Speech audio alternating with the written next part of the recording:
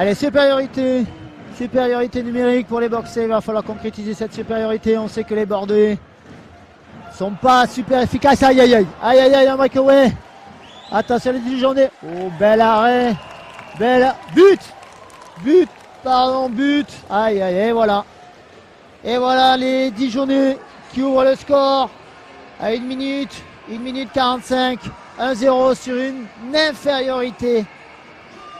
Ah là là, le coup de massue sur les boxeurs, il faut l'avouer.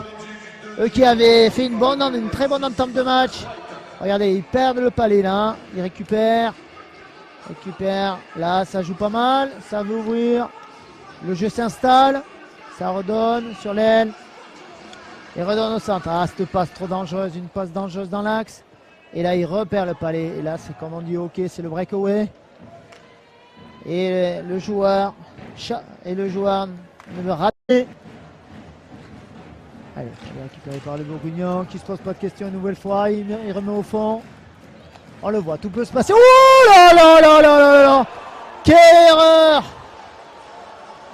Quelle erreur du défenseur bordelais, François Paquin. Il a voulu revenir. Il a récupéré le palais dans le coin droit de la cage de Sébastien Ilonen. Il a perdu un tout petit peu le contrôle et manque de chance.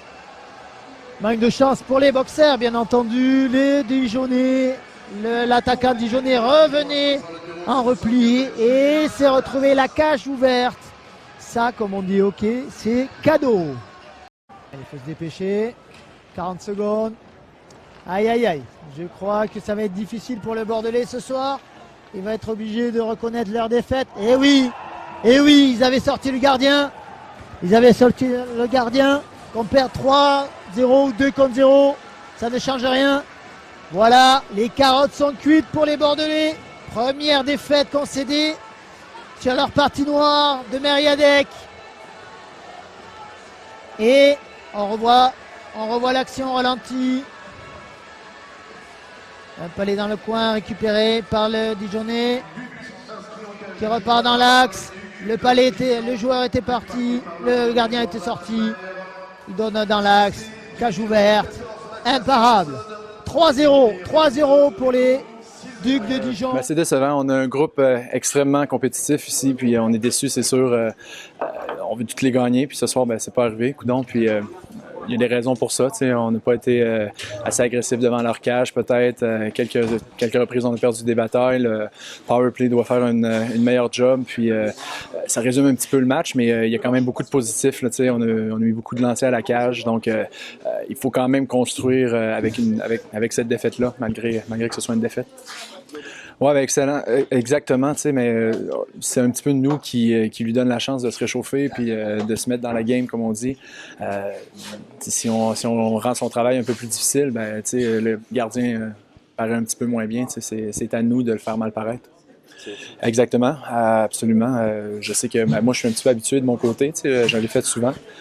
Donc, oui, il faut traiter notre corps très bien, il faut prendre notre repos quand on peut, puis savoir s'hydrater. Tout rentre en ligne de compte quand on a des parties comme ça de suite. Là, ça fait 4, ça fait 3 en 6, mais déjà mardi, on a une autre partie, donc il faut gérer notre temps comme il faut.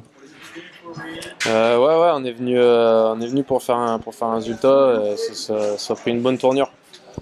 Et ouais, le coup parfait, 3-0, on a subi, mais on est resté concentré en défense. On a pris beaucoup de pénalités. Mais voilà, le match a pris une bonne tournure pour nous. Ouais, après c'est dommage de prendre beaucoup de pénalités. Est-ce que c'est justifié toutes les pénalités qu'on a pris? Je suis pas sûr. Je pense qu'on avait un peu litigieux.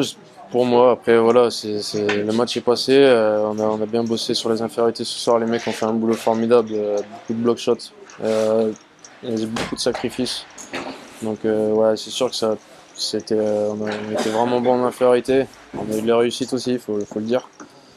De toute façon, pour gagner les matchs, il faut savoir être solide derrière quand il le faut. Ouais, c'est les aléas du hockey, souvent les matchs ont souvent cette tournure dans le hockey quand vous dominez, vous prenez début casquette un peu. Voilà, je pense qu'on était dans un bon jour. Dijon était dans un bon jour. Ouais, C'est vrai que le deuxième but est assez casquette, mais bon, je pense que il peut jouer 1000 fois la même action, jamais ça arrivera, et là on a eu ce petit coup de chance, quoi. Ouais, bah c'est quand il y a des joueurs comme Peter Valier qui- ouais, une trentaine d'arrêts. Après, voilà, comme je dis, les joueurs ont mâché beaucoup aussi le travail. Je pense que j'ai eu 3 grosses occasions sur moi. Le reste, ça a été mâché par mes défenseurs et par mes attaquants. Les coachs ont fait un bon travail aussi. Donc, voilà, après, ça aurait pu tourner autrement, mais voilà, c'est fini 3-0 et tant mieux pour nous.